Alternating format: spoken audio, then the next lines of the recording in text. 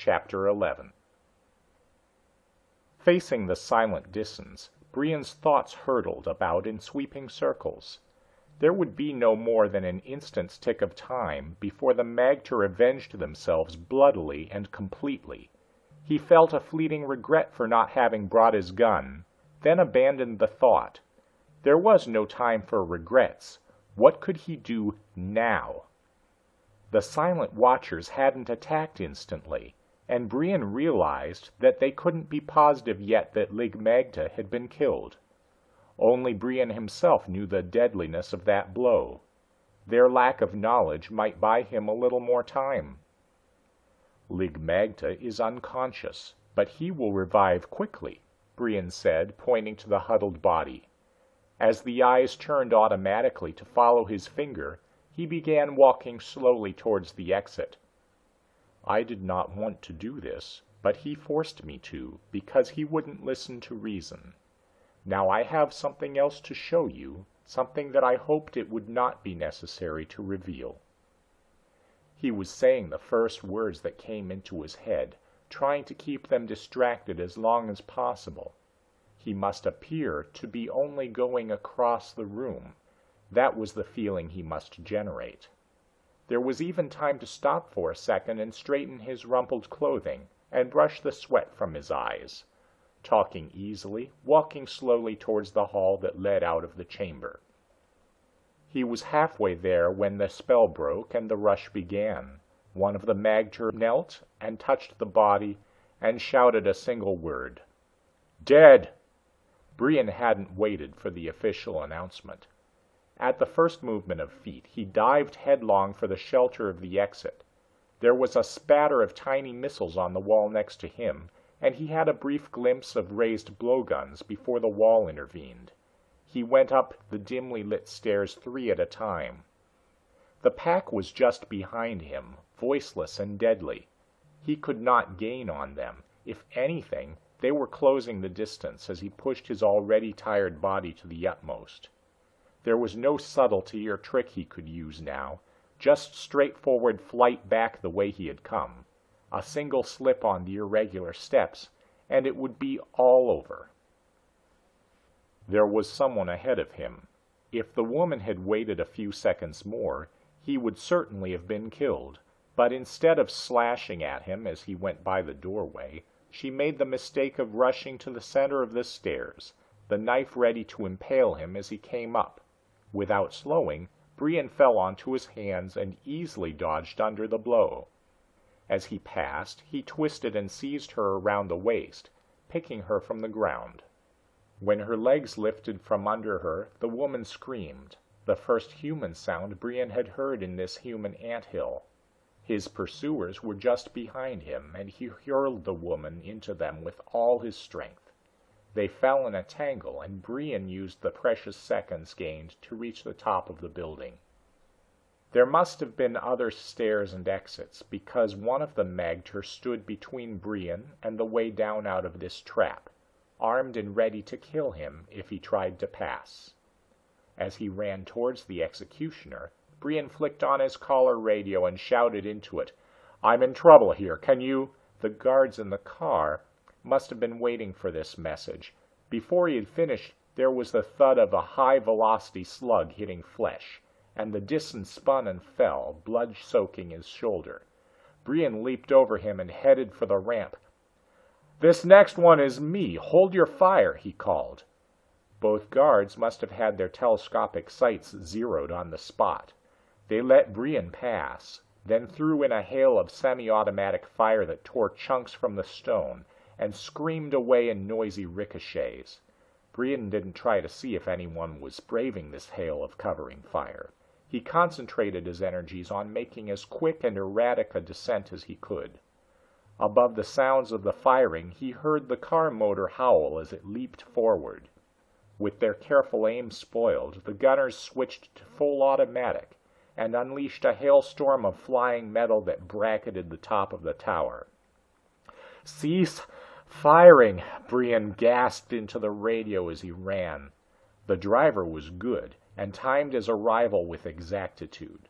The car reached the base of the tower at the same instant Brion did, and he burst through the door while it was still moving. No orders were necessary. He fell headlong onto a seat as the car swung in a dust-raising turn and ground into high gear back to the city. Reaching over carefully, the tall guard gently extracted a bit of pointed wood and fluff from a fold of Brion's pants. He cracked open the car door and just as delicately threw it out. "I knew that thing didn't touch you," he said, "since you're still among the living. They've got a poison on those blowgun darts that takes all of 12 seconds to work. Lucky." Lucky? Brion was beginning to realize just how lucky he was to be out of the trap alive. And with information. Now that he knew more about the magter, he shuddered at his innocence in walking alone and unarmed into the tower. Skill had helped him survive, but better than average luck had been necessary. Curiosity had gotten him in, brashness and speed had taken him out. He was exhausted, battered and bloody, but cheerfully happy. The facts about the magter were arranging themselves into a theory that might explain their attempt at racial suicide. It just needed a little time to be put into shape. A pain cut across his arm and he jumped, startled, pieces of his thoughts crashing into ruin around him. The gunner had cracked the first aid box and was swabbing his arm with antiseptic. The knife wound was long, but not deep. Brion shivered while the bandage was going on, then quickly slipped into his coat. The air conditioner whined industriously, bringing down the temperature. There was no attempt to follow the car. When the black tower had dropped over the horizon, the guards relaxed, ran cleaning rods through their guns, and compared marksmanship. All of their antagonism towards Brion was gone. They actually smiled at him. He had given them the first chance to shoot back since they had been on this planet. The ride was uneventful, and Brion was scarcely aware of it. A theory was taking form in his mind. It was radical and startling, yet it seemed to be the only one that fitted the facts. He pushed at it from all sides, but if there were any holes he couldn't find them. What it needed was dispassionate proving or disproving. There was only one person on Dis who was qualified to do this. Leah was working in the lab when he came in, bent over a low-power binocular microscope. Something small, limbless, and throbbing was on the slide. She glanced up when she heard his footsteps, smiling warmly when she recognized him. Fatigue and pain had drawn her face. Her skin, glistening with burn ointment, was chapped and peeling. "I must look a wreck," she said, putting the back of her hand to her cheek.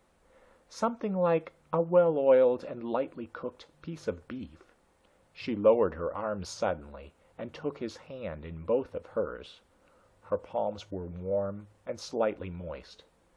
"Thank you, Brion," was all she could say. Her society on Earth was highly civilized and sophisticated, able to discuss any topic without emotion and without embarrassment. This was fine in most circumstances, but it made it difficult to thank a person for saving your life.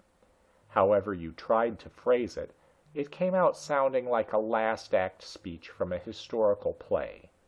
There was no doubt, however, as to what she meant. Her eyes were large and dark, the pupils dilated by the drugs she had been given. They could not lie, nor could the emotions he sensed. He did not answer, just held her hand an instant longer. "How do you feel?" he asked, concerned. His conscience twinged as he remembered that he was the one who had ordered her out of bed and back to work today. "I should be feeling terrible," she said with an airy wave of her hand. "But I'm walking on top of the world. I'm so loaded with painkillers and stimulants that I'm high as the moon. All the nerves to my feet feel turned off. It's like walking on 2 balls of fluff. Thanks for getting me out of that awful hospital and back to work." Brion was suddenly sorry for having driven her from her sick bed. "Don't be sorry," Leah said, apparently reading his mind, but really seeing only his sudden ashamed expression. "I'm feeling no pain. Honestly, I feel a little lightheaded and foggy at times, nothing more. And this is the job I came here to do. In fact, well, it's almost impossible to tell you just how fascinating it all is. It's almost worth getting baked and parboiled for." She swung back to the microscope, centering the specimen with a turn of the stage adjustment screw. "Poor Isle was right when he said this planet was exobiologically fascinating. This is a gastropod, a lot like Odostomia, but it has parasitical morphological changes so profound that—" "There's something else I remember," Brion said, interrupting her enthusiastic lecture, only half of which he could understand. "Didn't Isle also hope that you would give some study to the natives as well as their environment? The problem is with the Disans, not with the local wildlife." "But I am studying them," Leah insisted. "The Disans have attained an incredibly advanced form of commensalism. Their lives are so intimately connected and integrated with the other life forms that they must be studied in relation to their environment. I doubt if they show as many external physical changes as little eating-foot Odostomia on the slide here, but there will surely be a number of psychological changes and adjustments that will crop up. One of these might be the explanation of their urge for planetary suicide." "That may be true, but I don't think so," Brion said. "I went on a little expedition this morning and found something that has more immediate relevancy." For the first time, Leah became aware of his slightly battered condition. Her drug-grooved mind could only follow a single idea at a time and had overlooked the significance of the bandage and dirt. "I've been visiting," Brion said, forestalling the question on her lips. "The magter are the ones who are responsible for causing the trouble, and I had to see them up close before I could make any decisions. It wasn't a very pleasant thing, but I found out what I wanted to know. They are different in every way from the normal Disans. I've compared them. I've talked to Old, the native who saved us in the desert, and I can understand him. He is not like us in many ways. He certainly couldn't be living in this oven, but he is still undeniably human. He gave us drinking water when we needed it, then brought help. The magter, the upper-class lords of Dis, are the direct opposite. As cold-blooded and ruthless a bunch of murderers as you can possibly imagine. They tried to kill me when they met me without reason.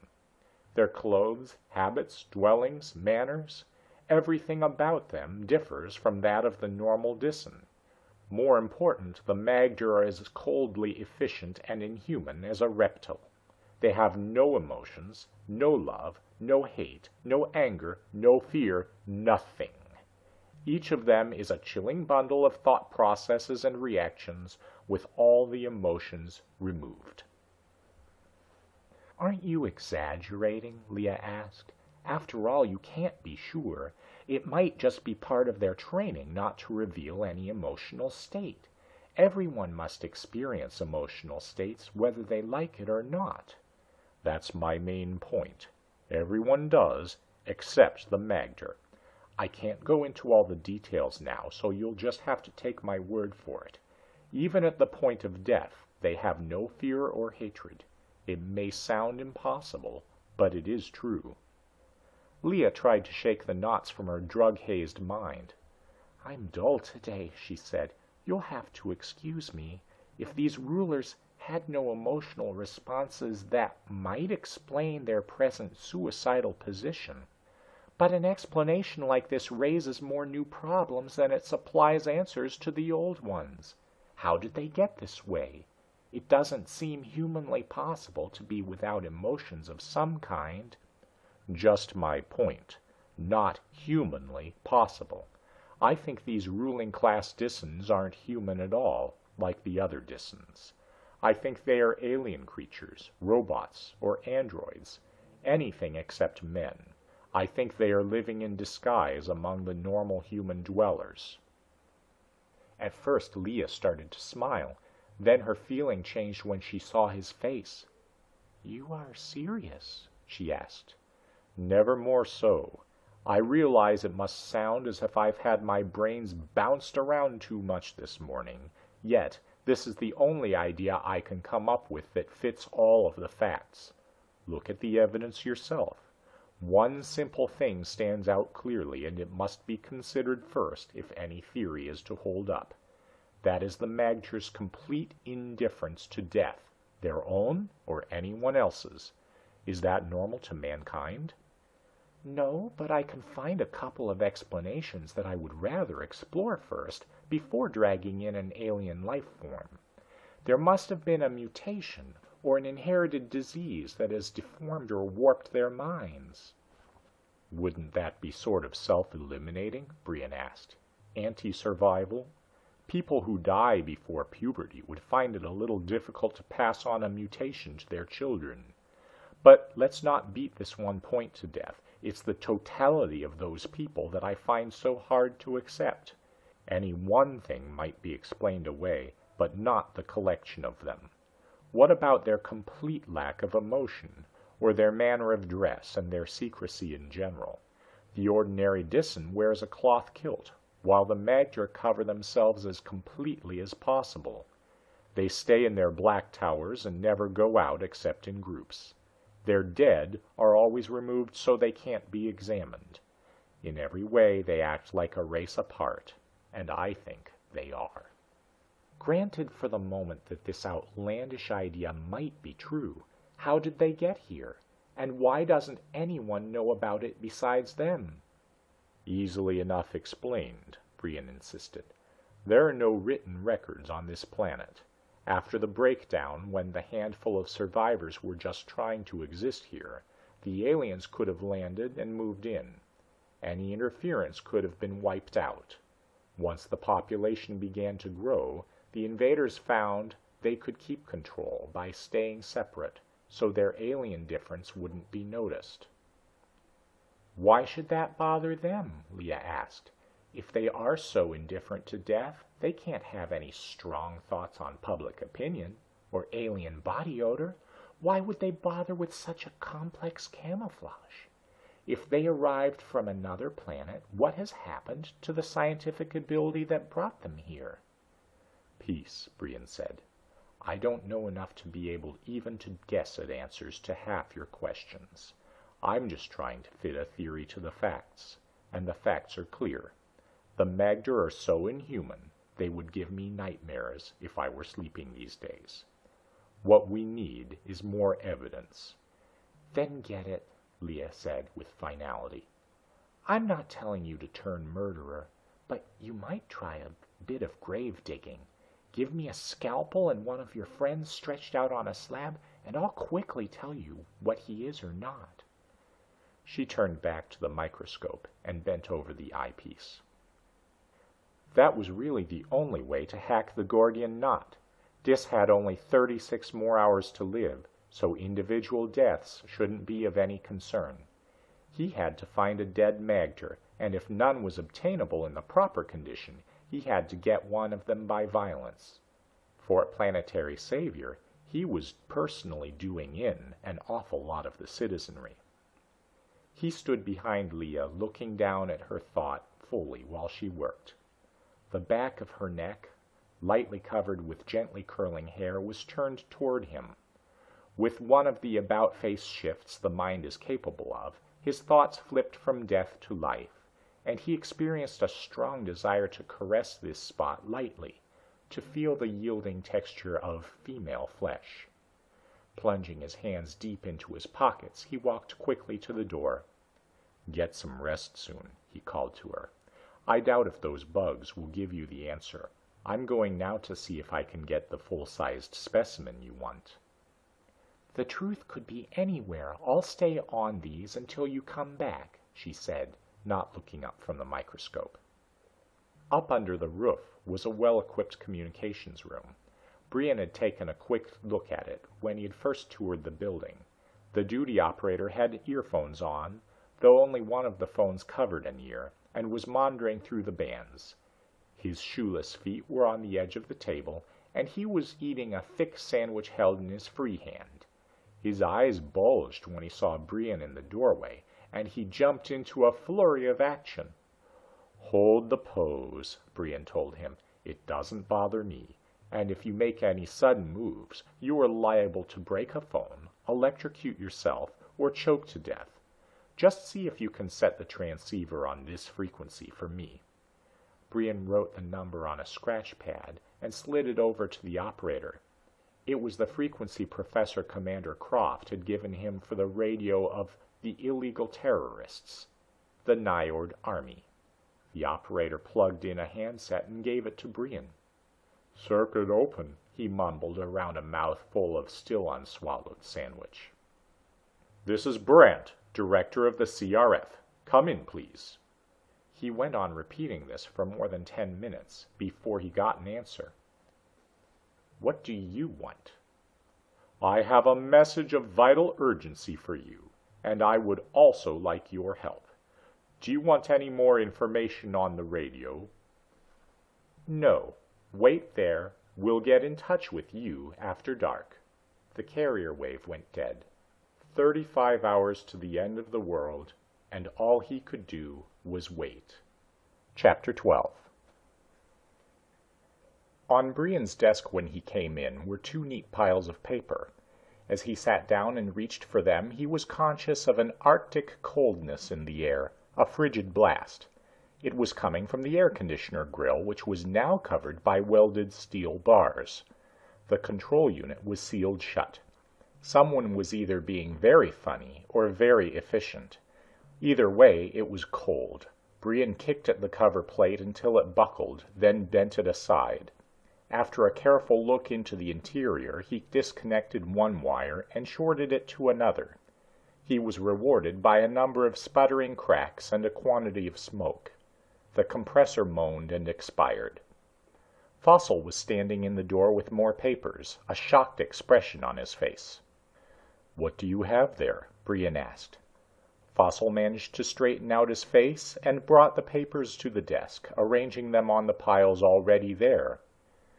"These are the progress reports you asked for from all units, details to date, conclusions, suggestions, etc." "And the other pile?" Brion pointed. "Off-planet correspondence, commissary invoices, requisitions." He straightened the edges of the stack while he answered. "Daily reports, hospital log." His voice died away and stopped as Brion carefully pushed the stack off the edge of the desk into the wastebasket. "In other words, red tape," Brion said. "Well, it's all filed." One by one the progress reports followed the first stack into the basket until the desk was clear. Nothing. It was just what he had expected, but there had always been the off chance that one of the specialists could come up with a new approach. They hadn't. They were all too busy specializing. Outside, the sky was darkening. The front entrance guard had been told to let in anyone who came asking for the director. There was nothing else Brion could do until the Nyord rebels made contact. Irritation bit at him. At least Leah was doing something constructive. He could look in on her. He opened the door to the lab with a feeling of pleasant anticipation.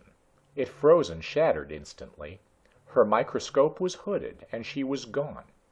"She's having dinner," he thought, "or she's in the hospital." The hospital was on the floor below, and he went there first.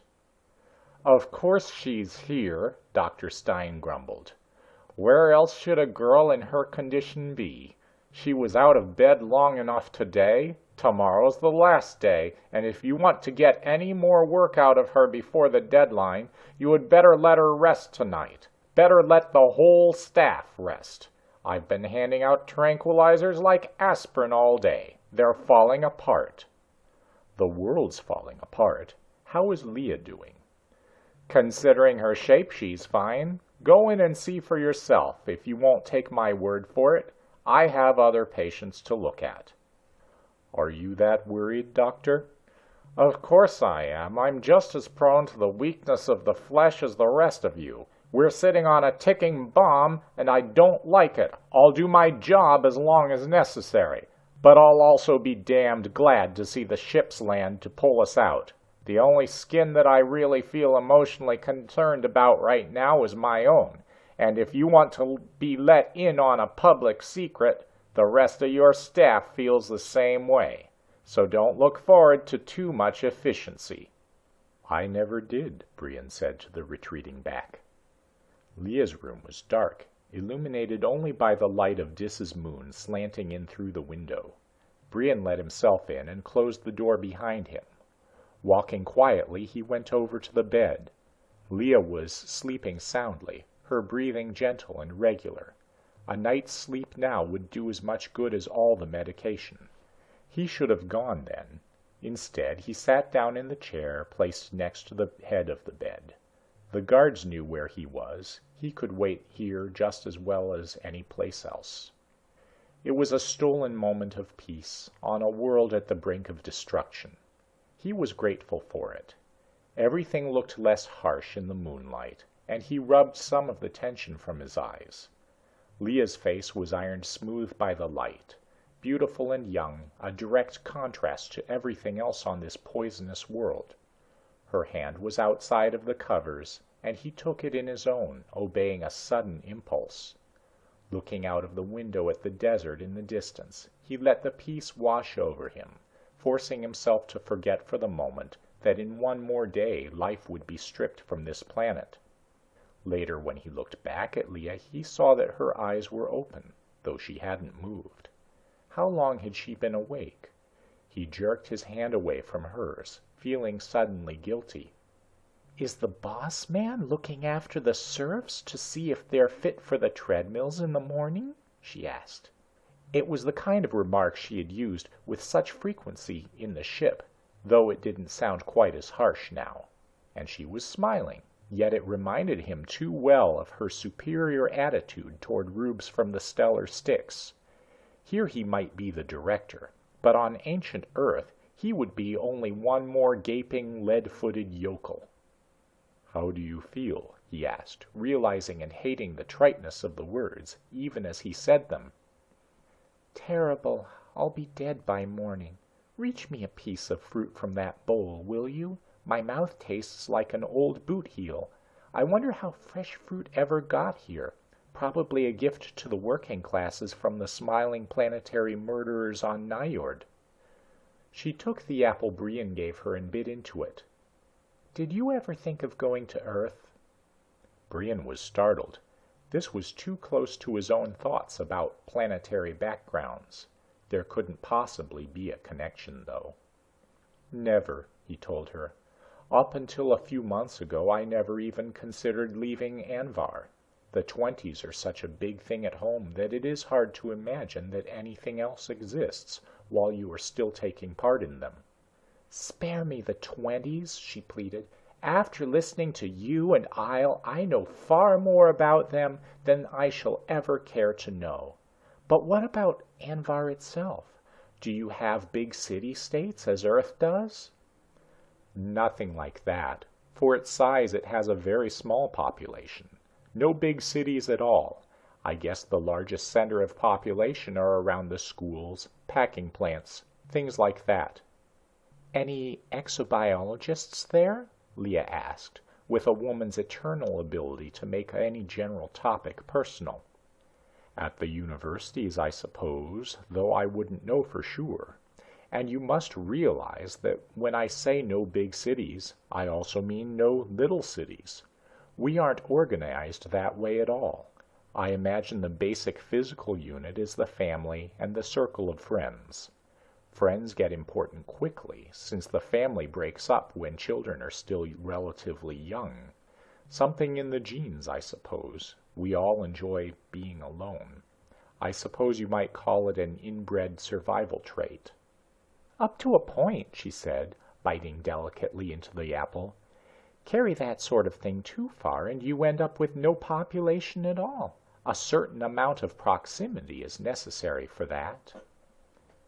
"Of course it is, and there must be some form of recognized relationship or control. That or complete promiscuity. On Anvhar, the emphasis is on personal responsibility, And that seems to take care of the problem. If we didn't have an adult way of looking at things, our kind of life would be impossible. Individuals are brought together either by accident or design, and with this proximity must be some certainty of relations. "You're losing me," Leah protested. "Either I'm still foggy from the dope, or you are suddenly unable to speak a word of less than 4 syllables. You know, whenever this happens with you, I get the distinct impression that you are trying to cover up something. For Occam's sake, be specific.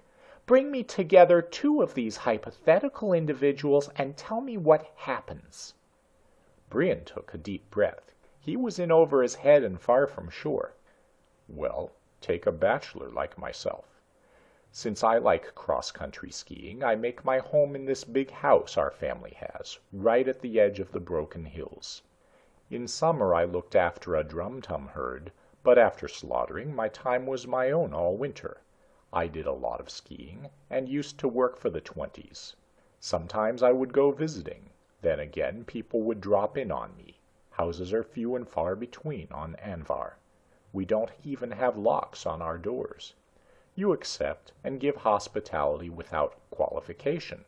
Whoever comes, male, female, in groups, or just traveling alone." "I get the drift.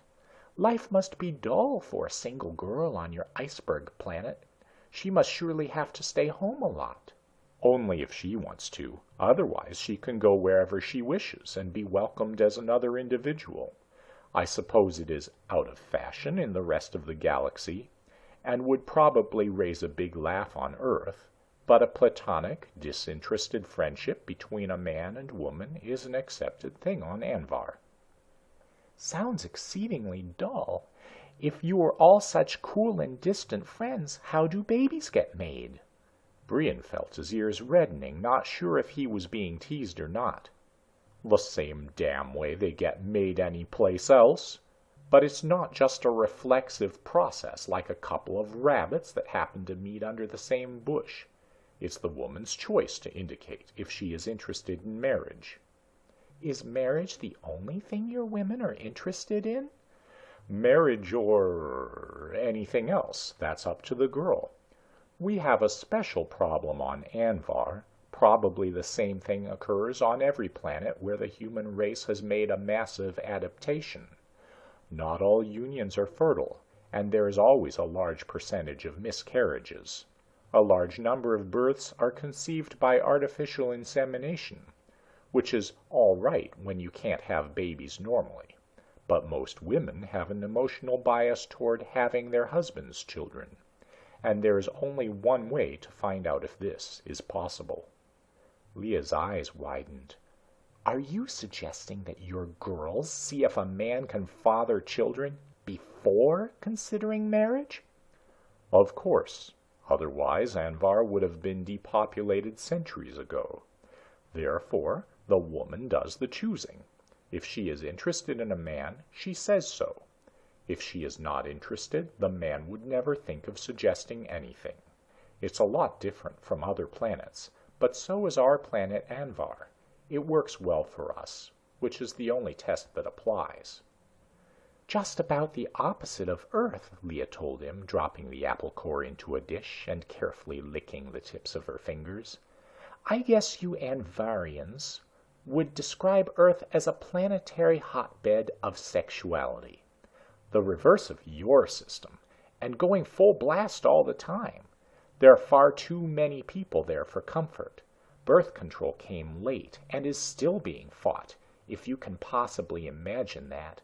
There are just too many of the archaic religions still around, as well as crack-brained ideas that have long entrenched in custom. The world's overcrowded. Men, women, children, a boiling mob wherever you look. And all of the physically mature ones seem to be involved in the great game of love. The male is always the aggressor. Not physically, at least not often, and women take the most outrageous kinds of flattery for granted. At parties there are always a couple of hot breaths of passion fanning your neck. A girl has to keep her spike heels filed sharp." "She has to what?" A figure of speech, Brion, meaning you fight back all the time if you don't want to be washed under by the flood. Sounds rather... Brion weighed the word before he said it, but he could find none other suitable. Repellent.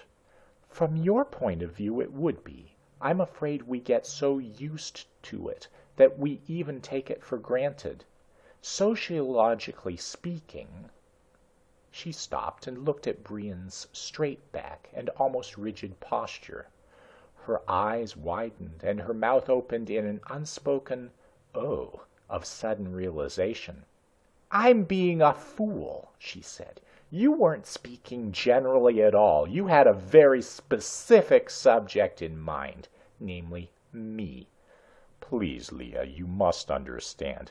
"But I do," she laughed. "All the time I thought you were being a frigid and hard-hearted lump of ice. You were really being very sweet. Just playing the game in good old Anvharian style, waiting for a sign from me. We'd still be playing by different rules if you hadn't had more sense than I, and finally realized that somewhere along the line we must have got our signals mixed. And I thought you were some kind of frosty off-world celibate." She let her hand go out, and her fingers rustled through his hair, something she had been wanting to do for a long time. "I had to," he said, trying to ignore the light touch of her fingers, "because I thought so much of you, I couldn't have done anything to insult you, such as forcing my attentions on you, until I began to worry where the insult would lie, since I knew nothing about your planet's mores."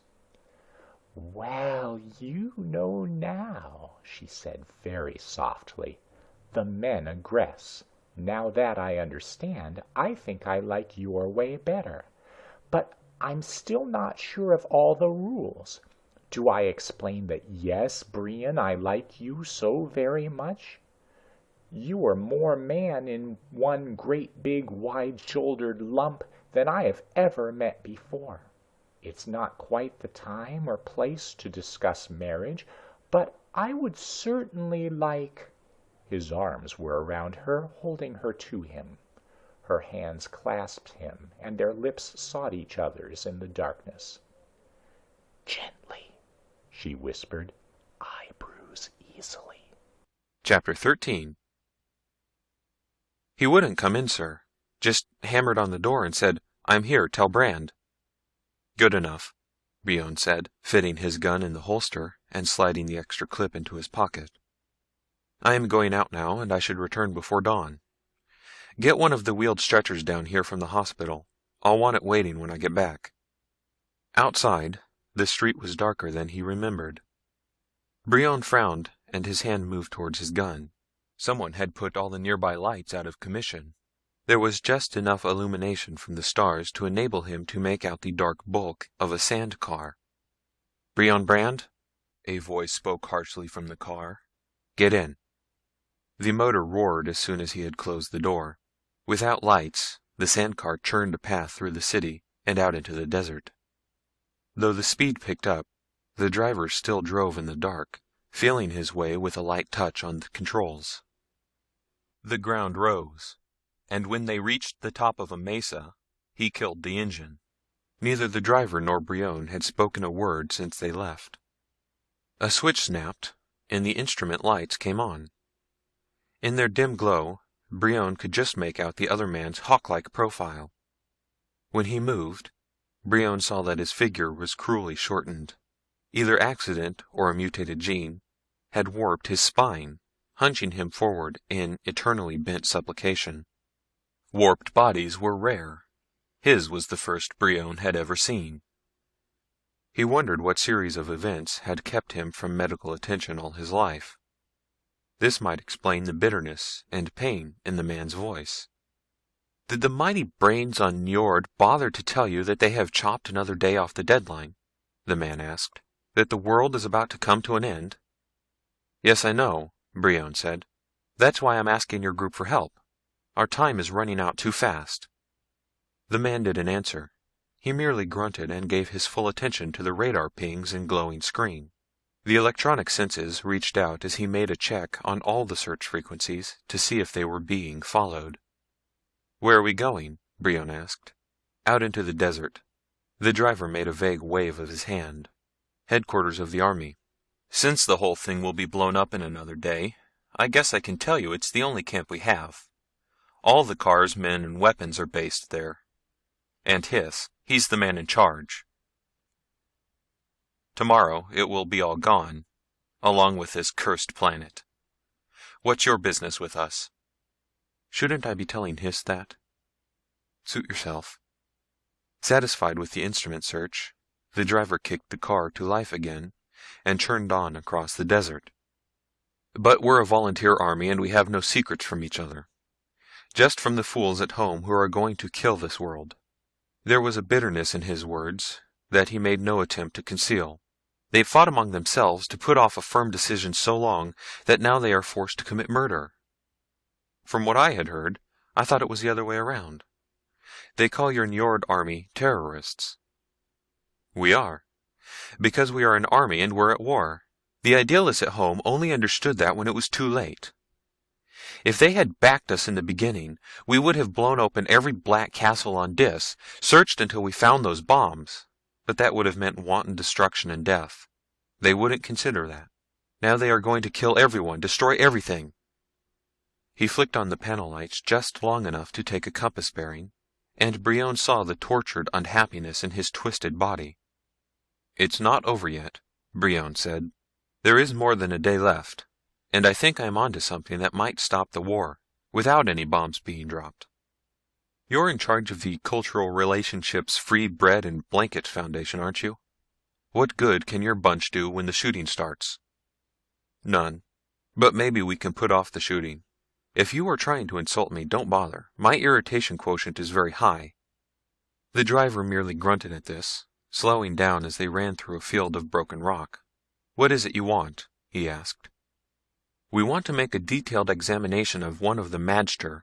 Alive or dead, it doesn't make any difference. You wouldn't happen to have one around?" "No, we fought with them often enough, but always on their home grounds. They keep all their casualties, and a good number of ours." "What good will it do you anyway? A dead one won't tell you where the bombs or the jump space projector is." "I don't see why I should explain that to you, unless you are in charge. You are Hiss, aren't you?" The driver gave an angry sound, and then was silent while he drove.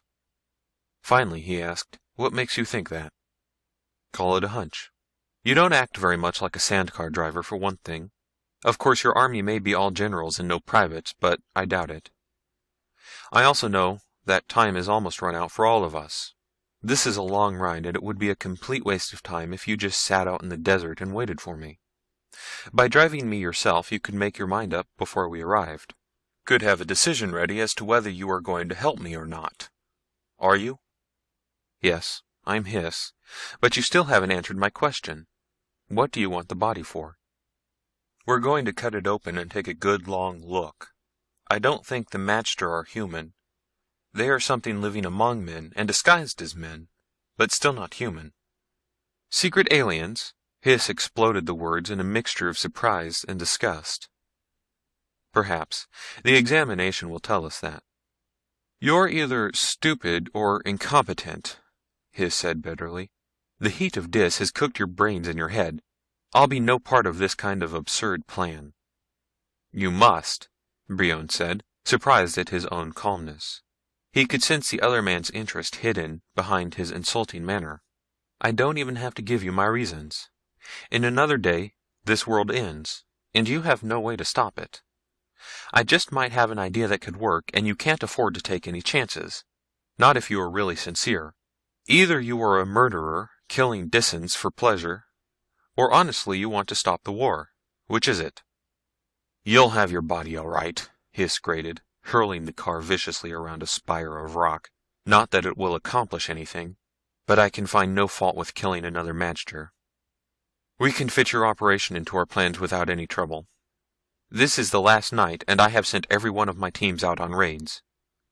We're breaking into as many magter towers as possible before dawn. There is a slim chance that we might uncover something. It's really just shooting in the dark, but it's all we can do for now. My own team is waiting, and you can ride along with us. The others left earlier. We're going to hit a small tower on this side of the city. We raided it once before and captured a lot of small arms they had stored there. There is a good chance that they may have been stupid enough to store something there again. Sometimes the magter seem to suffer a complete lack of imagination. You have no idea just how right you are, Brion told him. The sandcar slowed down now, as they approached a slab-sided mesa that rose vertically from the desert. They crunched across broken rocks, leaving no tracks. A light blinked on the dashboard, and Hiss stopped instantly and killed the engine. They climbed out, stretching and shivering in the cold desert night. It was dark, walking in the shadow of the cliff, and they had to feel their way along the path, through the tumbled boulders. A sudden blaze of light made Brion wince and shield his eyes. Near him, on the ground, was the humming shape of a cancellation projector, sending out a fan-shaped curtain of vibration that absorbed all the light rays falling upon it. This incredible blackness made a light-proof wall for the recessed hollow at the foot of the cliff. In the shelter, under the overhang of rock, were 3 open sandcars. They were large and armor-plated, warlike in their scarred gray paint. Men sprawled, talked, and polished their weapons. Everything stopped when Hiss and Brion appeared. "Load up," Hiss called out.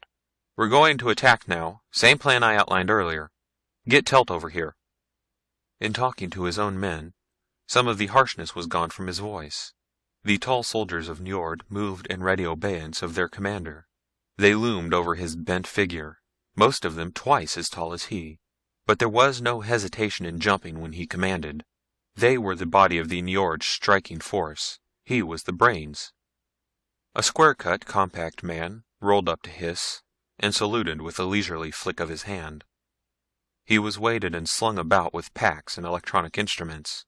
His pockets bulged with small tools and spare parts. "This is Telt," Hiss said to Brion. "He'll take care of you. Telt's my personal technical squad. He goes along on all my operations with his meters to test the interiors of the Disan forts. So far, he's found no trace of a jump space generator, or excessive radioactivity that might indicate a bomb. Since he's useless, and you're useless, you both take care of each other. Use the car we came in." Telt's wide face split in a frog-like grin. His voice was hoarse and throaty. "Wait, just wait. Someday those needles gonna flicker and all our troubles be over. What you want me to do with the stranger?" "Supply him with a corpse, one of the magter," Hiss said. "Take it wherever he wants, and then report back here." Hiss scowled at Telt.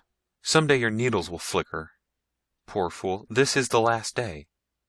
He turned away and waved the men into their sandcars. "He likes me," Telt said, attaching a final piece of equipment. "You can tell because he calls me names like that. He's a great man, Hiss is, but they never found out until it was too late. Hand me that meter, will you?" Brion followed the technician out to the car and helped him load his equipment aboard. When the larger cars appeared out of the darkness, Telt swung around after them. They snaked forward in a single line through the rocks until they came to the desert of rolling sand dunes. Then they spread out in a line abreast and rushed towards their goal. Telt hummed to himself hoarsely as he drove. He broke off suddenly and looked at Brion. "What you want the dead dis for?" "A theory," Brion answered sluggishly. He had been half napping in the chair, taking the opportunity for some rest before the attack. "I'm still looking for a way to avert the end." "You and Hiss," Telt said with satisfaction. "Couple of idealists, trying to stop a war you didn't start. They would never listen to Hiss. He told them in the beginning exactly what would happen, and he was right. They always thought his ideas were crooked, like him.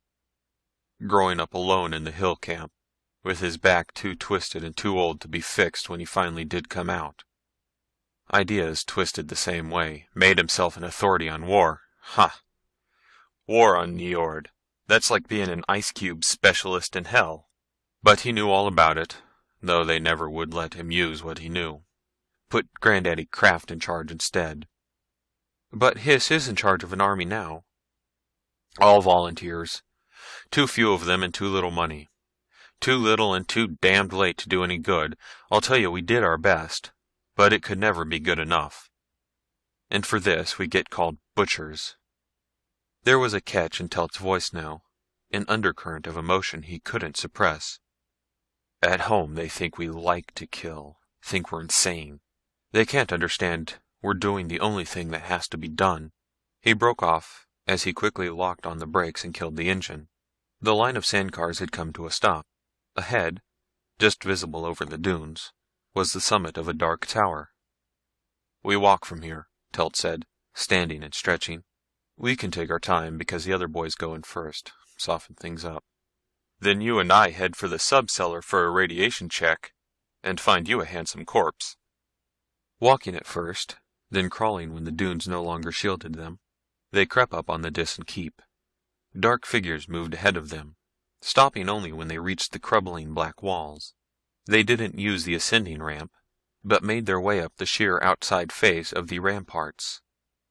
Line throwers, Telt whispered. Anchor themselves when the missile hits. Have some kind of quick-setting goo. Then we go up the filament with a line-climbing motor. Hiss invented them. Is that the way you and I are going in? Brion asked. No, we get out of the climbing. I told you we hit this rock once before. I know the layout inside. He was moving while he talked, carefully pacing the distance around the base of the tower. Should be right about here. High-pitched keening sliced the air, and the top of the magter building burst into flame. Automatic weapons hammered above them. Something fell silently through the night and hit heavily on the ground near them. Attack started! Telt shouted. We have to get through now, while all the creepies are fighting it out on top! He pulled a plate-shaped object from one of his bags and slapped it hard against the wall. It hung there. He twisted the back of it, pulled something, and waved Brion to the ground. Shaped charge! Should blow straight in, but you never can tell! The ground jumped under them, and the ringing thud was a giant fist punching through the wall. A cloud of dust and smoke rolled clear, and they could see the dark opening in the rock, a tunnel driven into the wall by the directional force of the explosion. Telt shone a light through the hole at the crumbled chamber inside. Nothing to worry about from anybody who was leaning against this wall, but let's get in and out of this black beehive before the ones upstairs come down to investigate. Shattered rock was thick on the floor, and they skidded and tumbled over it. Telt pointed the way with his light, down a sharply angled ramp, underground chambers in the rock. They always stir their stuff down there. A smoking black sphere arced out of the tunnel's mouth, hitting at their feet. Telt just gaped, but even as it hit the floor, Brion was jumping forward. He caught it with the side of his foot, kicking it back into the dark opening of the tunnel. Telt hit the ground next to him as the orange flame of an explosion burst below. Bits of shrapnel rattled from the ceiling and walls behind them. Grenades! Telt gasped. They've only used them once before, can't have many. Gotta warn Hiss. He plugged a throat mic into the transmitter on his tack and spoke quickly into it. There was a stirring below, and Brion poured a rain of fire into the tunnel. They're catching it bad on top, too! We gotta pull out! Go first, and I'll cover you! I came for my Disan. I'm not leaving until I get one. You're crazy! You're dead if you stay! Telt was scrambling back towards the crumbled entrance as he talked. His back was turned when Brion fired. The magter had appeared silently as the shadow of death. They charged without a sound, running with expressionless faces into the bullets. 2 died at once, curling and folding. The third one fell at Brion's feet, shot, pierced, dying, but not yet dead. Leaving a crimson track, it hunched closer, lifting its knife to Brion. He didn't move. How many times must you murder a man? Or was it a man? His mind and body rebelled against the killing, and he was almost ready to accept death himself rather than kill again. Telt's bullets tore through the body, and it dropped with grim finality. There's your corpse, now get it out of here! Telt screeched. Between them, they worked the sodden weight of the dead magter through the hole, their exposed backs crawling with the expectation of instant death. No further attack came as they ran from the tower, other than a grenade that exploded too far behind them to do any harm. One of the armored sandcars circled the keep, headlights blazing, keeping up a steady fire from its heavy weapons. The attackers climbed into it as they beat a retreat. Telt and Brion dragged the Disan behind them, struggling through the loose sand toward the circling car. Telt glanced over his shoulder and broke into a shambling run. They're following us! He gasped. It's the first time they've ever chased us after a raid! They must know we have the body, Brion said. Leave it behind! Telt choked. Too heavy to carry, anyway. I'd rather leave you, Brion said sharply. Let me have it. He pulled the corpse away from the unresisting Telt and heaved it across his own shoulders. Now use your gun to cover us! Telt threw a rain of slugs back toward the dark figure following them. The driver of the sand car must have seen the flare of their fire, because the truck turned and started towards them. It braked in a choking cloud of dust, and ready hands reached to pull them up. Brion pushed the body in ahead of himself and scrambled after it. The truck engine throbbed, and they turned away into the blackness, away from the gutted tower. You know, that was more like a kind of joke when I said I'd leave the corpse behind, Telt told Brion. You didn't believe me, did you? Yes, Brion said, holding the dead weight of the magter against the truck's side. I thought you meant it. Ah, Telt protested. You're as bad as Hiss. You take things too seriously. Brion suddenly realized that he was wet with blood, his clothing sodden. His stomach rose at the thought, and he clutched the edge of the sandcar. Killing like this was too personal. Talking abstractly about a body was one thing, but murdering a man, then lifting his dead flesh and feeling his blood warm upon you, is an entirely different matter. But the magter weren't human, he knew that. The thought was only mildly comforting. After they had reached the other waiting sandcars, the raiding party split up. Each one goes in a different direction, Telt said, so they can't track us to the base. He clipped a piece of paper next to the compass and kicked the motor into life. We'll make a big U-turn in the desert and end up in Hovestadt. I got the course here. Then I'll dump you and your friend and beat it back to our camp. You're still not burned at me for what I said, are you? Are you? Brion didn't answer. He was staring fixedly out of the side window. What's doing? Telt asked. Brion pointed out at the rushing darkness. Over there, he said, pointing to the growing light on the horizon. Dawn, Telt said. Lot of rain on your planet? Didn't you ever see the sun come up before? Not on the last day of a world. Lock it up, Telt grumbled. You give me the crawls. I know they're going to be blasted, but at least I know I did everything I could to stop it.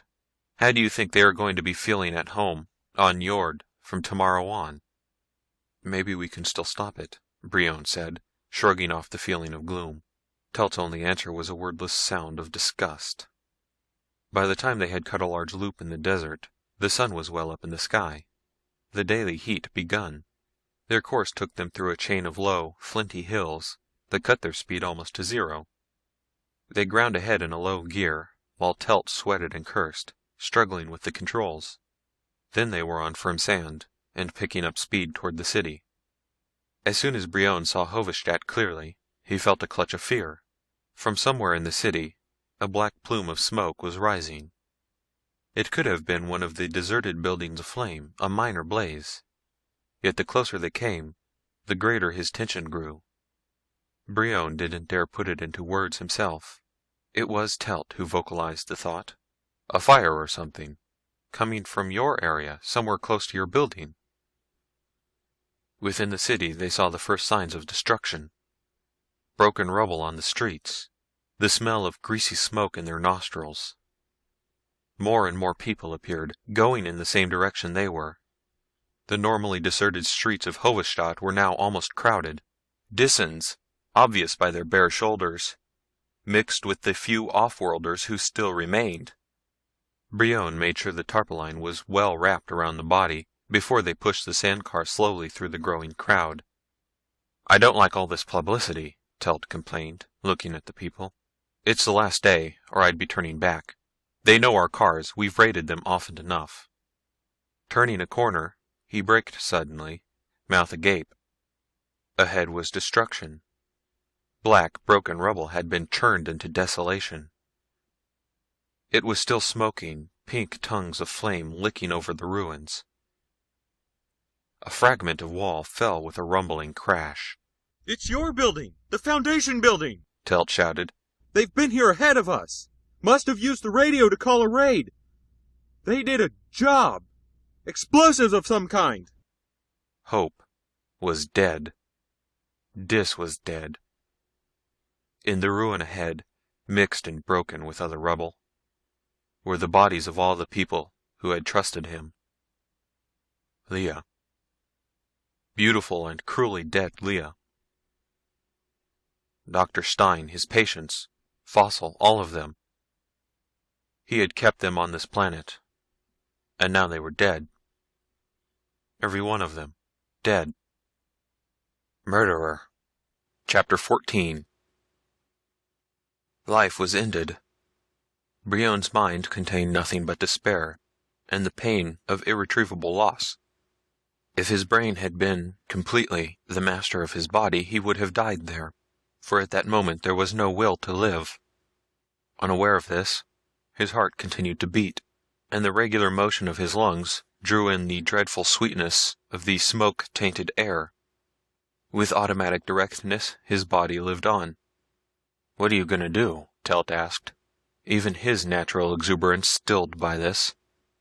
Brion only shook his head, as the words penetrated. What could he do? What could possibly be done? "Follow me," a voice said, in guttural Disan, through the opening of a rear window. The speaker was lost in the crowd before they could turn. Aware now, Brion saw a native move away from the edge of the crowd, and turned to look in their direction. It was Olv. "Turn the car, that way." He punched Telt's arm and pointed. "Do it slowly, and don't draw any attention to us." For a moment there was hope, which he kept himself from considering. The building was gone, and the people in it all dead. That fact had to be faced. "What's going on?" Telt asked. "Who was that talked in the window?" "A native, that one up ahead. He saved my life in the desert, and I think he is on our side. Even though he's a native Disan, he can understand facts that magter can't. He knows what will happen to this planet." Brion was talking to fill his brain with words, so he wouldn't begin to have hope. There was no hope possible. Olv moved slowly and naturally through the streets, never looking back. They followed, as far behind as they dared, yet still keeping him in sight. Fewer people were about here, among the deserted off-world storehouses. Olv vanished into one of these. "Light Metals Trust Limited," the sign read above the door. Telt slowed the car. "Don't stop here," Brion said. "Drive around the corner and pull up." Brion climbed out of the car with an ease he did not feel. No one was in sight now, in either direction. Walking slowly back to the corner, he checked the street they had just left. Hot, silent, and empty. A sudden blackness appeared where the door of the warehouse had been, and the sudden flickering motion of a hand. Brion signaled Telt to start, and jumped into the already moving sand car. "Into that open door, quickly, before anyone sees us." The car rumbled down a ramp into the dark interior, and the door slid shut behind them. "Oh! What is it? Where are you?" Brion called, blinking in the murky interior. A gray form appeared beside him. "I am here." "Did you—" There was no way to finish the sentence. "I heard of the raid.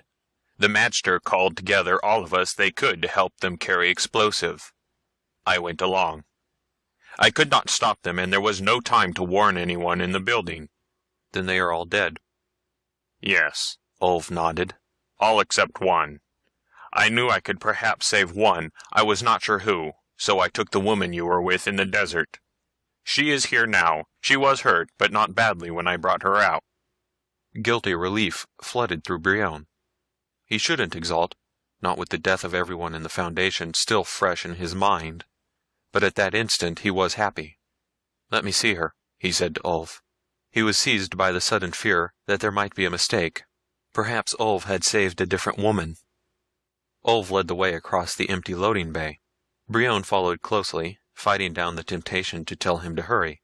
When he saw that Olv was heading toward an office in the far wall, he could control himself no longer and ran on ahead. It was Leah, lying unconscious on a couch. Sweat beaded her face, and she moaned and stirred without opening her eyes. I gave her silver, then wrapped her in a cloth so no one would know, Ulf said. Telt was close behind them, looking in through the open door. Silver is a drug they take from one of their plants, he said. We got a lot of experience with it. A little makes a good knockout drug, but it's a deadly poison in large doses. I got the antidote in the car. Wait, and I'll get it. He went out.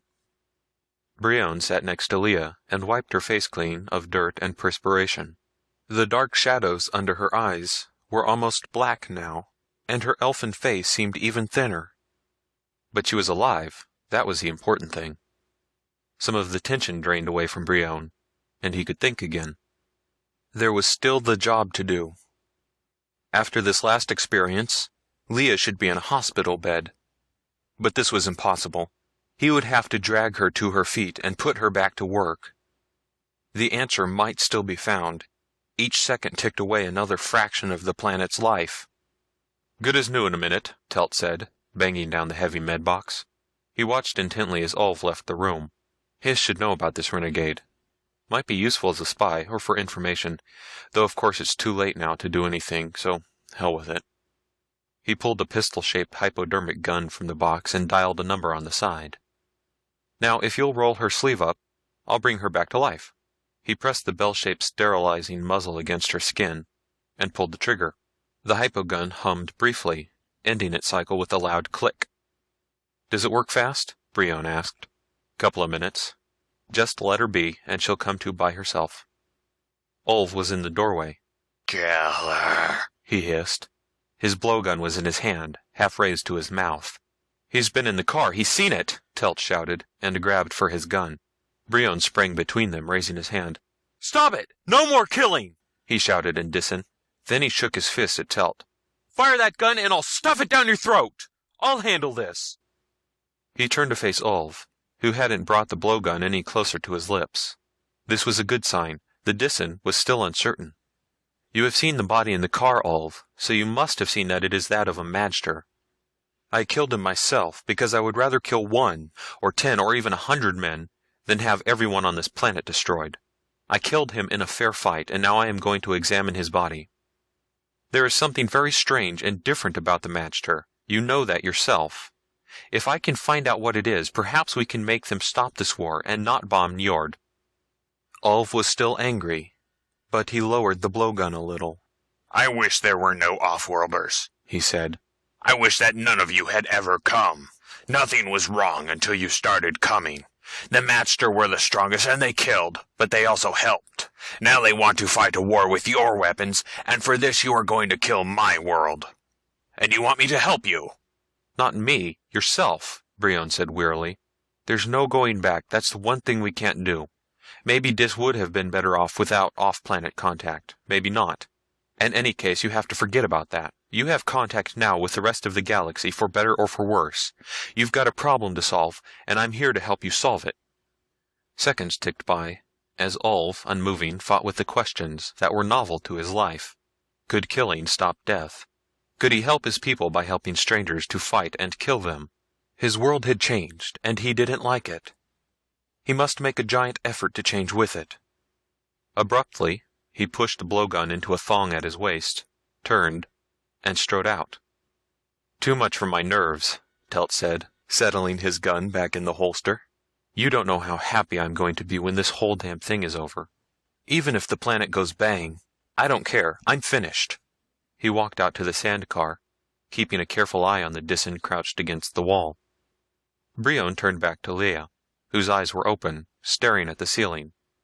He went to her. Running, she said, and her voice had a toneless emptiness that screamed louder than any emotion. They ran by the open door of my room, and I could see them when they killed Dr. Stein. Just butchered him like an animal, chopping him down.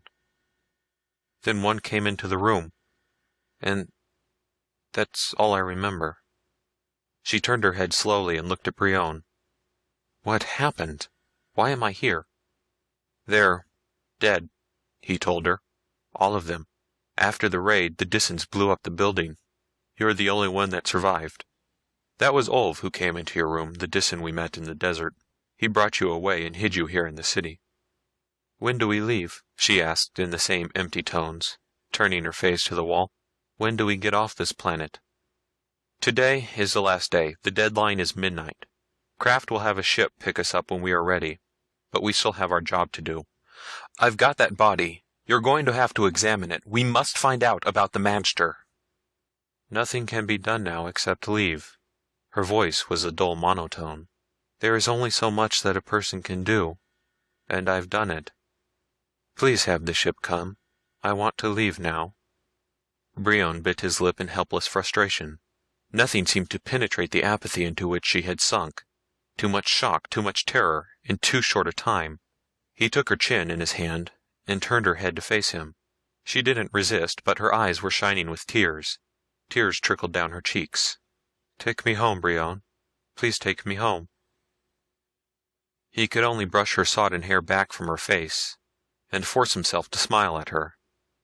The moments of time were running out, faster and faster, and he no longer knew what to do.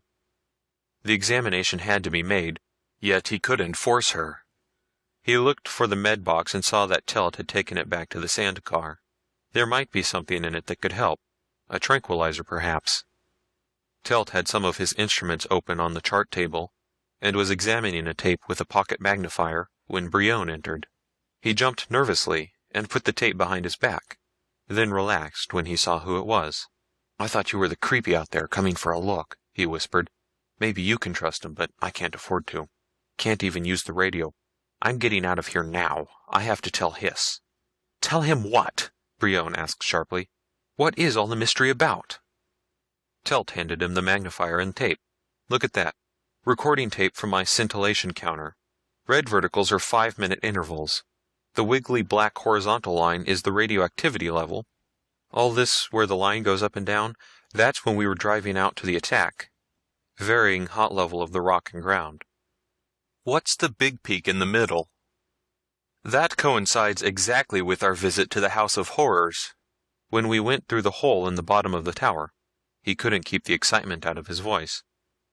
Does that mean that, I don't know, I'm not sure. I have to compare it with the other tapes back at base. It could be the stone of the tower. Some of these heavy rocks have got a high natural count. There maybe could be a box of instruments there with fluorescent dials. Or it might be one of those tactical atom bombs they threw at us already. Some arms runner sold them a few. Or it could be the cobalt bombs? It could be, Telt said, packing his instruments swiftly. A badly shielded bomb, or an old one with a crack in the skin, could give a trace like that. Just a little radon leaking out would do it. Why don't you call Hiss on the radio and let him know? I don't want Granddaddy Kraft's listening post to hear about it. This is our job, if I'm right. And I have to check my old tapes to make sure, but it's going to be worth a raid. I can feel that in my bones. Let's unload your corpse. He helped Brion with the clumsy wrapped bundle, then slipped into the driver's seat. Hold it, Brion said. Do you have anything in the med box I can use for Leah? She seems to have cracked. Not hysterical, but withdrawn. Won't listen to reason. Won't do anything but lie there and ask to go home. Got the potion here, Telt said, cracking the med box. Slaughter syndrome is what our medics call it. Hit a lot of our boys. Grow up all your life hating the idea of violence, and it goes rough when you have to start killing people. Guys break up, break down, go to pieces lots of different ways. The medic mixed up this stuff. Don't know how it works, probably tranquilizers and some of the cortex drugs. But it peels off recent memories. Maybe for the last 10, 12 hours. You can't get upset about what you don't remember. He pulled out a sealed package. Directions on the box. Good luck. Luck, Brion said, and shook the technician's calloused hand. Let me know if the traces are strong enough to be bombs. He checked the street to make sure it was clear, then pressed the door button. The sandcar churned out into the brilliant sunshine and was gone, the throb of its motor dying in the distance. Brion closed the door and went back to Leah. Ulv was still crouched against the wall. There was a one-shot disposable hypodermic in the box. Leah made no protest when he broke the seal and pressed the needle against her arm. She sighed, and her eyes closed again. When he saw that she was resting easily, he dragged in the tarpaulin-wrapped body of the magter. A workbench ran along one wall, and he struggled the corpse up onto it. He unwrapped the tarpaulin, and the sightless eyes stared accusingly up into his. Using his knife, Brion cut away the loose, blood-soaked clothing. Strapped under the clothes, around the man's waist, was the familiar collection of Disan artifacts. This could have significance either way. Human or humanoid, the creature would still have to live on Dis. Brion threw it aside, along with the clothing. Nude, pierced, bloody, the corpse lay before him. In every external physical detail, the man was human. Brion's theory was becoming more preposterous with each discovery. If the magter weren't alien, how could he explain their complete lack of emotions? A mutation of some kind? He didn't see how it was possible. There had to be something alien about the dead man before him. The future of a world rested on this flimsy hope. If Telt's lead to the bombs proved to be false, there would be no hope left at all. Leah was still unconscious when he looked at her again. There was no way of telling how long the coma would last. He would probably have to waken her out of it, but he didn't want to do it too early. It took an effort to control his impatience, even though he knew the drug needed time in which to work. He finally decided on at least a minimum of an hour before he should try to disturb her. That would be noon. 12 hours before destruction. One thing he should do was to get in touch with Professor Commander Kraft. Maybe it was being defeatist, but he had to make sure they had a way off this planet if the mission failed. Kraft had installed a relay radio that would forward calls from his personal set. If this relay had been in the Foundation building, contact was broken. This had to be found out before it was too late. Brion thumbed on his radio and sent the call. The reply came back instantly. "This is Fleet Communications. Will you please keep this circuit open? Commander Kraft is waiting for this call and it is being put directly through to him now." Kraft's voice broke in while the operator was still talking. "Who is making this call? Is it anyone from the Foundation?" The old man's voice was shaky with emotion. "Brandd here. I have Leah Maurice with me." "No more? Are there no other survivors from the disaster that destroyed your building?" "That's it. Other than us, it's a complete loss. With the building and all the instruments gone, I have no way to contact our ship in orbit. Can you arrange to get us out of here if necessary?" "Give me your location. A ship is coming now." "I don't need a ship now," Brion interrupted. "Don't send it until I call. If there is a way to stop your destruction, I'll find it. So I'm staying to the last minute if necessary." Kraft was silent. There was only the cackle of an open mic, and the sound of breathing. "That is your decision," he said, finally. "I'll have a ship standing by. But won't you let us take Miss Maurice out now?" "No, I need her here. We are still working, looking for—" "What answer can you find that could possibly avert destruction now?" His tone was between hope and despair. Brion couldn't help him.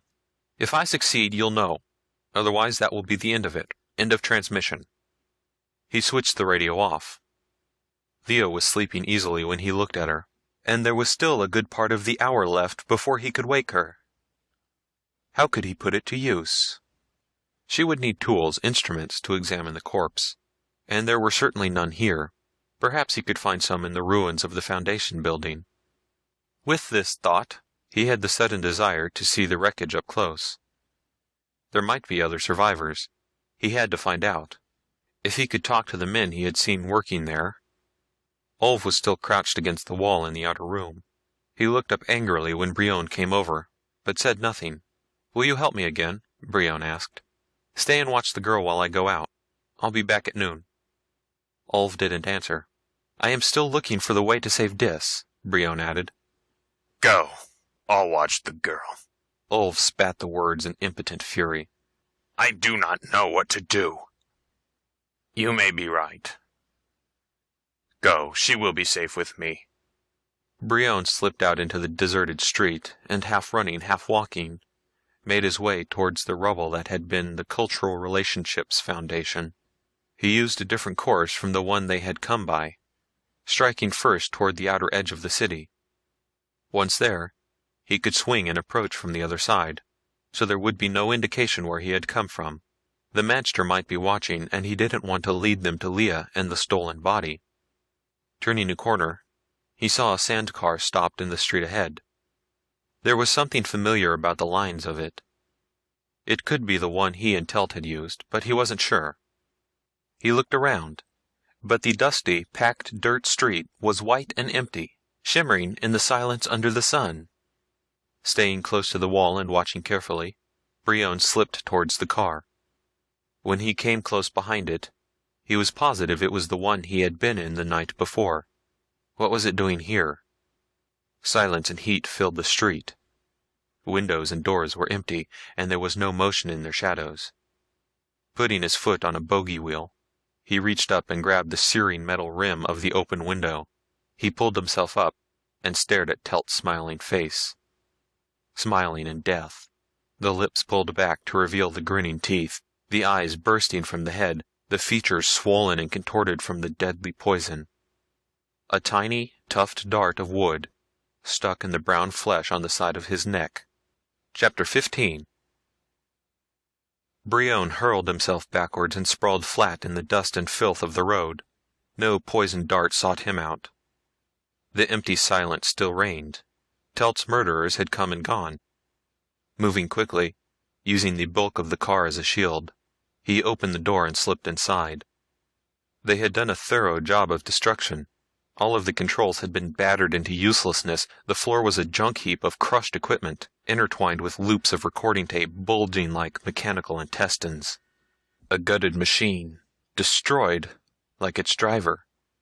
It was easy enough to reconstruct what had happened. The car had been seen when they entered the city, probably by some of the magter who had destroyed the Foundation building. They had not seen where it had gone, or Brion would surely be dead by now. But they must have spotted it when Telt tried to leave the city, and stopped it in the most effective way possible, a dart through the open window into the unsuspecting driver's neck. Telt dead. The brutal impact of the man's death had driven all thought of its consequences from Brion's mind. Now he began to realize. Telt had never sent word of his discovery of the radioactive trace to the Nyord army. He had been afraid to use the radio, and had wanted to tell Hiss in person and to show him the tape. Only, now the tape was torn and mixed with all the others, the brain that could have analyzed it, dead.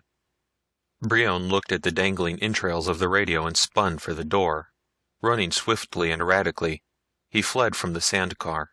His own survival and the possible survival of Dis depended on his not being seen near it. He must contact Hiss and pass on the information.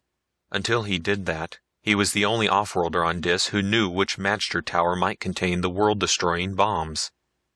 Once out of sight of the sand car, he went more slowly, wiping the sweat from his streaming face. He hadn't been seen leaving the car, and he wasn't being followed.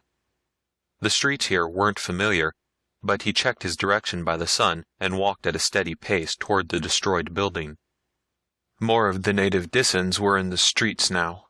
They all noticed him. Some even stopped and scowled fiercely at him. With his emphatic awareness, he felt their anger and hatred. A knot of men radiated death, and he put his hand on his gun as he passed them. 2 of them had their blowguns ready, but didn't use them. By the time he had turned the next corner, he was soaked with nervous perspiration. Ahead was the rubble of the destroyed building. Grounded next to it was the tapered form of a spacer's penis. 2 men had come from the open lock, and were standing at the edge of the burnt area. Brion's boots grated loudly on the broken wreckage. The men turned quickly towards him, guns raised. Both of them carried ion rifles. They relaxed when they saw his off-world clothes. "Bloody damn savages," one of them growled. He was a heavy planet man, a squashed-down column of muscle and gristle, whose head barely reached Brion's chest. A pushed-back cap had the crossed slide rule symbol of a ship's computer man. "Can't blame them, I guess," the second man said. He wore purser's insignia. His features were different, but with the same compacted body the 2 men were as physically alike as twins, probably from the same home planet. "They're going to get their whole world blown out from under them at midnight. Looks as if the poor slob in the street finally realized what is happening. Hope we're in jump space by then. I saw Estrada's world get it, And I don't want to see that again. Not twice in one lifetime. The computer man was looking closely at Brion, head tilted sideways to see his face. You need transportation off-world? He asked. We're the last ship at the port, and we're going to boil out of here as soon as the rest of our cargo is aboard. We'll give you a lift if you need it. Only by a tremendous effort at control did Brion conceal the destroying sorrow that overwhelmed him when he looked at that shattered wasteland, the graveyard of so many. No, he said, that won't be necessary. I'm in touch with the blockading fleet and they'll pick me up before midnight. You from Nyord? The purser growled. No, Brion said, still only half aware of the men. But there is trouble with my own ship. He realized that they were looking intently at him, that he owed them some kind of explanation. I thought I could find a way to stop the war. Now, I'm not so sure. He hadn't intended to be so frank with the spaceman, but the words had been uppermost in his thoughts, and had simply slipped out. The computer man started to say something, but his shipmate speared him in his side with his elbow. We blast soon, and I don't like the way these Disans are looking at us. The captain said to find out what caused the fire and then get the hell back, so let's go. Don't miss your ship, the computer man said to Brion, and he started for the pinnace. Then he hesitated and turned. Sure there's nothing we can do for you? Sorrow would accomplish nothing. Brion fought to sweep the dregs of emotion from his mind, and to think clearly. You can help me, he said. I could use a scalpel, or any other surgical instrument you might have. Leah would need those. Then he remembered Telt's undelivered message. Do you have a portable radio transceiver? I can pay you for it. The computer man vanished inside the rocket, and reappeared a minute later with a small package. There's a scalpel and a magnetized tweezers in there. All I could find in the medkit. Hope they'll do. He reached inside and swung out the metal case of a self-contained transceiver. Take this, it's got plenty of range, even on the longer frequencies. He raised his hand at Brion's offer to pay. My donation, he said. If you can save this planet, I'll give you the whole pinnace as well. We'll tell the captain we lost the radio in some trouble with the natives. Isn't that right, Moneybags? He prodded the purser in the chest with a finger that would have punched a hole through a weaker man. I read you loud and clear, the purser said. I'll make out an invoice so stating back in the ship. They were both in the pinnace then, and Brion had to move fast to get clear of the takeoff blast. A sense of obligation. The spaceman had felt it too. The realization of this raised Brion's spirits a bit as he searched through the rubble for anything useful. He recognized part of a wall still standing as a corner of the laboratory. Poking through the ruins, he unearthed broken instruments and a single, battered case that had barely missed destruction. Inside was the binocular microscope. The right tube bent, its lenses cracked and obscured. The left eyepiece still seemed to be functioning. Brion carefully put it back in the case. He looked at his watch. It was almost noon. These few pieces of equipment would have to do for the dissection. Watched suspiciously by the onlooking Disans, he started back to the warehouse. It was a long, circuitous walk, since he didn't dare give any clues to his destination. Only when he was positive he had not been observed or followed did he slip through the building's entrance, locking the door behind him. Leah's frightened eyes met him when he went into the office. A friendly smile here among the cannibals, she called. Her strained expression gave the lie to the cheeriness of her words. What has happened? Since I woke up, the great stone face over there, she pointed to Ulf, has been telling me exactly nothing. What's the last thing you can remember? Brion asked carefully. He didn't want to tell her too much, lest to spring on the shock again. Ulf had shown great presence of mind in not talking to her. If you must know, Leah said, I remember quite a lot, Brion Brandd.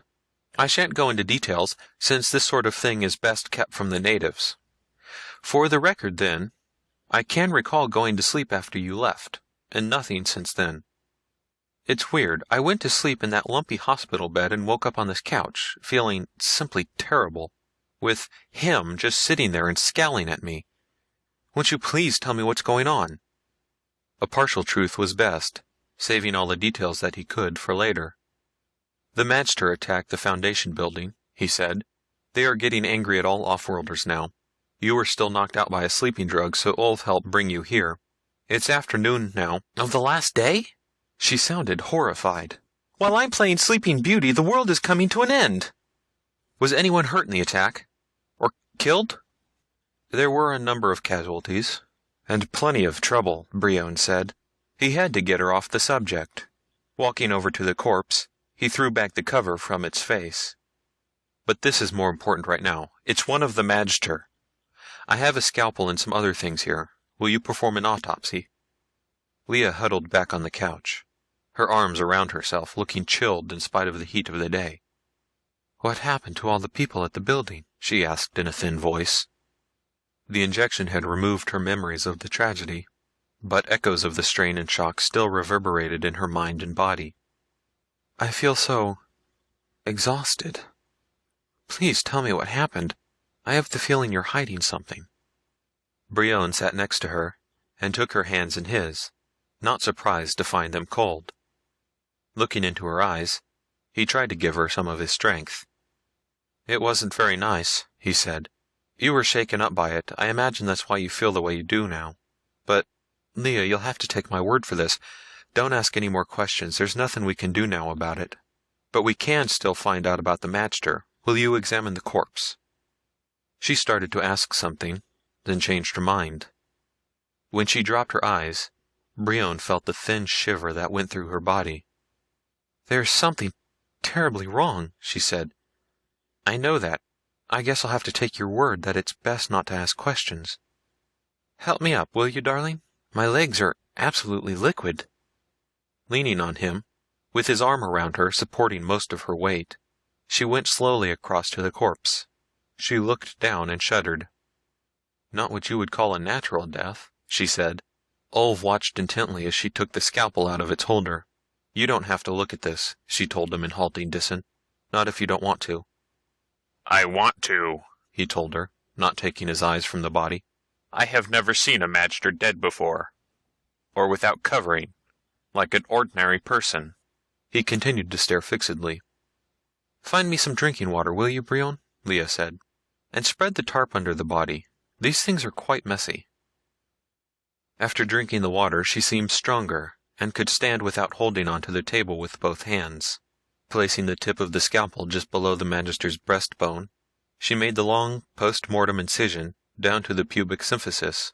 The great body-length wound gaped open like a red mouth. Across the table, Ulf shuddered, but didn't avert his eyes. One by one she removed the internal organs. Once she looked up at Brion, then quickly returned to work. The silence stretched on, until Brion had to break it. Tell me, can't you? Have you found out anything?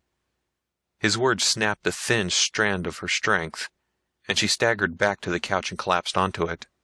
Her blood-stained hands hung over the side, making a strangely terrible contrast to the whiteness of her skin. I'm sorry, Brion, she said, but there's nothing at all. There are minor differences, organic changes I've never seen before. His liver is tremendous for one thing, but changes like this are certainly consistent within the pattern of Homo sapiens as adapted to a different planet. He's a man, changed, adapted, modified, but still just as human as you or I. How can you be sure? Brion broke in. You haven't examined him completely, have you? She shook her head. Then go on. The other organs, his brain, a microscopic examination. Here, he said, pushing the microscope case toward her with both hands. She dropped her head onto her forearms and sobbed. Leave me alone, can't you? I'm tired and sick and fed up with this awful planet. Let them die. I don't care. Your theory is false, useless. Admit that. And let me watch this filth from my hands. Sobbing drowned out her words. Brion stood over her and drew a shuddering breath. Was he wrong? He didn't dare think about that. He had to go on. Looking down at the thinness of her bent back, with the tiny projections of her spine showing through the thin cloth, he felt an immense pity, a pity he couldn't surrender to. This thin, helpless, frightened woman was his only resource. She had to work. He had to make her work. Isle had done it, used projective empathy to impress his emotions upon Brion. Now Brion must do it with Leah. He had had some sessions in the art, but not nearly enough to make him proficient. Nevertheless, he had to try. Strength was what Leah needed. Aloud, he said simply, "You can do it. You have the will and the strength to finish." And silently, his mind cried out the order to obey, to share his power now that hers was drained and finished. Only when she lifted her face, and he saw the dried tears, did he realize that he had succeeded. "Will you go on?" he asked quietly. Leah merely nodded and rose to her feet. She shuffled like a sleepwalker jerked along by invisible strings. Her strength wasn't her own, and the situation reminded him unhappily of that last event of the 20s, when he had experienced the same kind of draining activity. She wiped her hands roughly on her clothes and opened the microscope case. "The slides are all broken," she said. "This will do," Brion told her, crashing his heel through the glass partition. Shards tinkled and crashed to the floor. He took some of the bigger pieces and broke them to rough squares that would fit under the clips on the stage. Leah accepted them without a word. Putting a drop of the magter's blood on the slide, she bent over the eyepiece. Her hands shook when she tried to adjust the focusing. Using low power, she examined the specimen, squinting through the angled tube. Once, she turned the substage mirror a bit to catch the light streaming in the window. Brion stood behind her, fists clenched, forcibly controlling his anxiety. "What do you see?" he finally blurted out. "Phagocytes, platelets, leukocytes. Everything seems normal." Her voice was dull, exhausted, her eyes blinking with fatigue as she stared into the tube. Anger at defeat burned through Brion. Even faced with failure, he refused to accept it. He reached over her shoulder and savagely twisted the turret of the microscope until the longest lens was in position. "If you can't see anything, try the higher power. It's there, I know it's there. I'll get you a tissue specimen." He turned back to the disemboweled cadaver. His back was turned, and he did not see that sudden stiffening of her shoulders, or the sudden eagerness that seized her fingers as they adjusted the focus. But he did feel the wave of emotion that welled from her, impinging directly on his empathetic sense. "What is it?" he called to her, as if she had spoken aloud. Something here," she said, "in this leukocyte. It's not normal structure, but it's familiar. I've seen something like this before, but I just can't remember." She turned away from the microscope and unthinkingly pressed her gory knuckles to her forehead. "I know I've seen it before." Brion squinted into the deserted microscope and made out a dim shape in the center of the field. It stood out sharply when he focused, the white jellyfish shape of a single-celled leukocyte. To his untrained eye, there was nothing unusual about it. He couldn't know what was strange when he had no idea what was normal. "Do you see those spherical green shapes grouped together?" Leah asked. Before Brion could answer, she gasped, "I remember now!" Her fatigue was forgotten in her excitement. "Acheria purchasi, that was the name. Something like that. It's a coccid, a little scale insect. It had those same shapes collected together within its individual cells." "What do they mean? What is the connection with Dis?" "I don't know," she said. "It's just that they look so similar. And I never saw anything like this in a human cell before. In the coccids, the green particles grow into a kind of yeast that lives within the insect. Not a parasite, but a real symbiote." Her eyes opened wide as she caught the significance of her own words. A symbiote. And this was the world where symbiosis and parasitism had become more advanced and complex than on any other planet. Leah's thoughts spun around this fact and chewed at the fringes of the logic. Brion could sense her concentration and absorption. He did nothing to break the mood. Her hands were clenched, her eyes staring unseeingly at the wall as her mind raced. Brion and Ulv were quiet, watching her, waiting for her conclusions. The pieces were falling into shape at last. Leah opened her clenched hands and smoothed them on her sodden skirt. She blinked and turned to Brion. "Is there a toolbox here?" she asked. Her words were so unexpected that Brion could not answer for a moment. Before he could say anything, she spoke again. "Not hand tools, that would take too long. Could you find anything like a power saw? That would be ideal." She turned back to the microscope, and he didn't try to question her. Ulv was still looking at the body of the magter, and had understood nothing of what they had said. Brion went out into the loading bay. There was nothing he could use on the ground floor. so he took the stairs to the floor above. A corridor here passed by a number of rooms. All of the doors were locked, including one with the hopeful sign, "Tool Room," on it. He battered at the metal door with his shoulder without budging it. As he stepped back to look for another way in, he glanced at his watch. 2 o'clock. In 10 hours, the bombs would fall on Dis.